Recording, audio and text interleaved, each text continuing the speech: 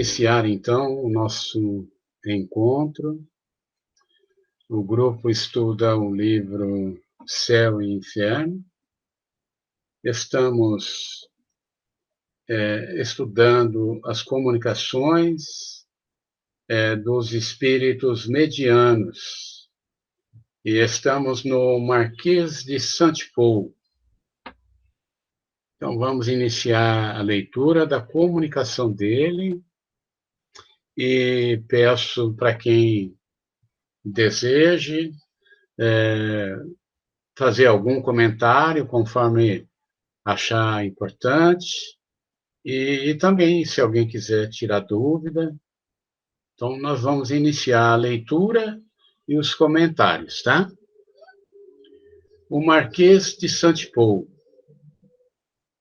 Falecido em 1860 e evocado a pedido de sua irmã, Consoror da Sociedade de Paris, em 16 de maio de 1861. Evocação. Eis-me aqui. Vossa irmã pediu-nos para evocar-vos, pois, conquanto seja médium, não está ainda bastante desenvolvida. Resposta. Responderei da melhor forma possível. Em primeiro lugar, ela deseja saber se sois feliz. Responderei da melhor forma possível. Em primeiro lugar, ela deseja saber se sois feliz. Estou na erraticidade, estado transitório, que não proporciona nem felicidade nem castigo absolutos. Uma pergunta. Permanecestes por muito tempo inconsciente do vosso estado? Estive muito tempo perturbado e só voltei a mim para bem dizer da piedade dos que, lembrando-se de mim, por mim oraram. Então, aqui vem um primeiro comentário que a gente pode fazer, né? A importância da oração, né, gente? Às vezes a gente faz até uma oração, parece que a gente está com um pouquinho de pressa, né?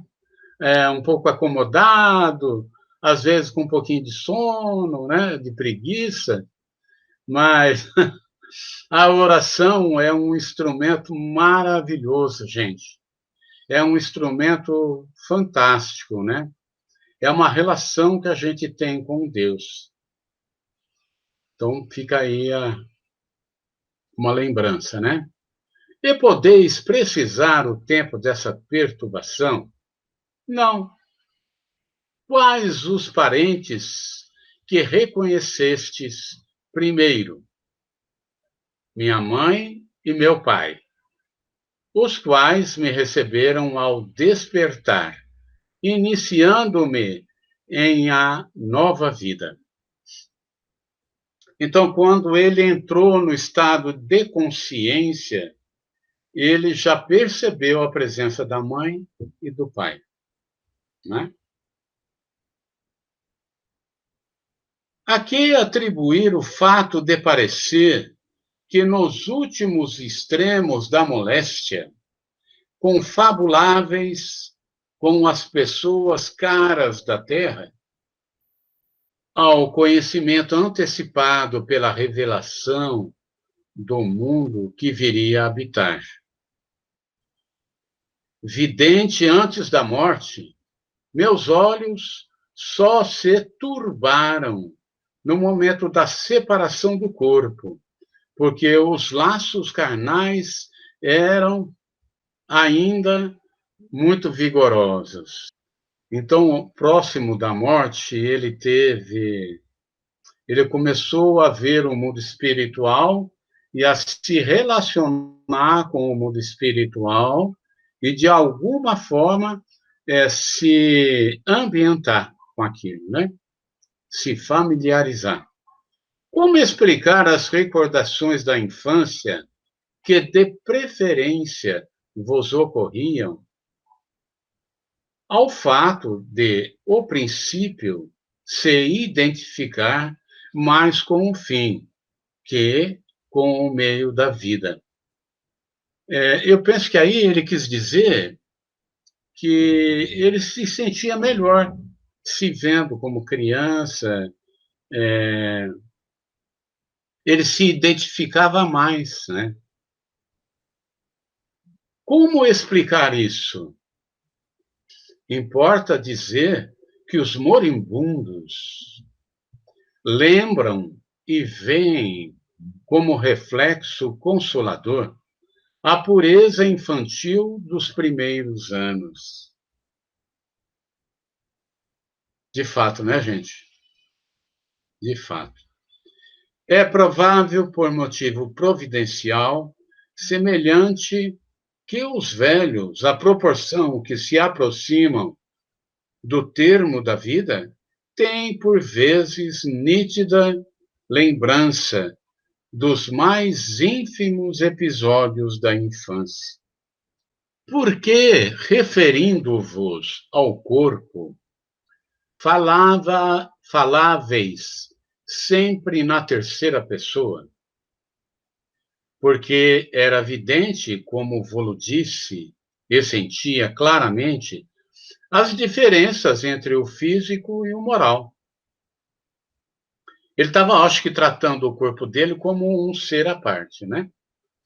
Essas diferenças muito amalgamadas entre si pelo fluido vital tornam-se distintíssimas aos olhos dos moribundos clarividentes. Interessante.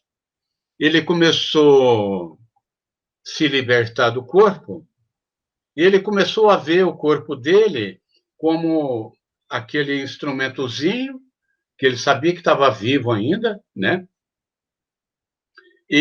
Mas que ele já não estava tão preso naquele corpo.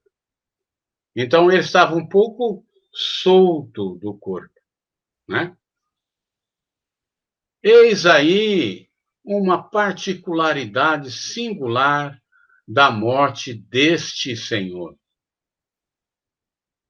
Nos últimos momentos, ele dizia sempre: ele tem sede, é preciso dar-lhe de beber. Ele tem frio, é preciso aquecê-lo. Sofre em tal ou tal região, etc. E quando se lhe dizia: mas sois vós que tendes sede, respondia: não, é ele. Então ele estava se referindo ao corpo como realmente alguém à parte dele, né? Aqui ressaltam perfeitamente duas existências. O eu pensante está no espírito e não no corpo. O espírito, em parte desprendido, considerava o corpo outra individualidade, que, a bem dizer, lhe não pertencia. Olha que interessante, né?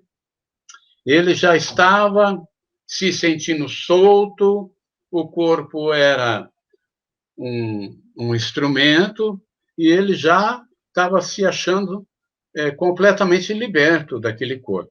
Mas o corpo estava tendo sede, ó, como é interessante. O corpo tinha sede e ele sentia a sede. Dá para entender? É interessante, né? O corpo estava com sede e ele sentia. O corpo estava com frio, ele também sentia. Era, portanto, ao seu corpo que se fazia mister descedentar, e não a ele, espírito. Este fenômeno nota-se também em alguns sonâmbulos. Interessante. O que disseste sobre a erraticidade do vosso espírito e sua respectiva perturbação levaria a duvidar da vossa felicidade, ao contrário do que se poderia inferir das vossas qualidades. Um comentário feito por Kardec. Demais, há espíritos errantes, felizes e infelizes. Resposta: estou num estado transitório. Aqui, as virtudes humanas passam a ter o seu justo valor.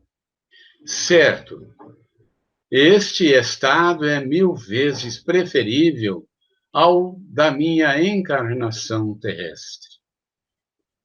Olha que comentário que ele fez, gente. Depois, se vocês quiserem comentar um pouco, ele está dizendo aí que, apesar dele estar no estado da erraticidade, entre feliz e não feliz, mas mesmo assim, era muito melhor do que a encarnação. Veja só, né? Ele põe como ainda é preferível, né, continuar no estado de erraticidade do que num corpinho lá no planeta Terra, né? Ele prefere ainda o mundo espiritual. Mas por que alimentei sempre aspirações ao verdadeiramente bom e belo, minha alma não ficará satisfeita senão quando se alçar aos pés do Criador. Senhor Cardon, médico. Agora é outro, né?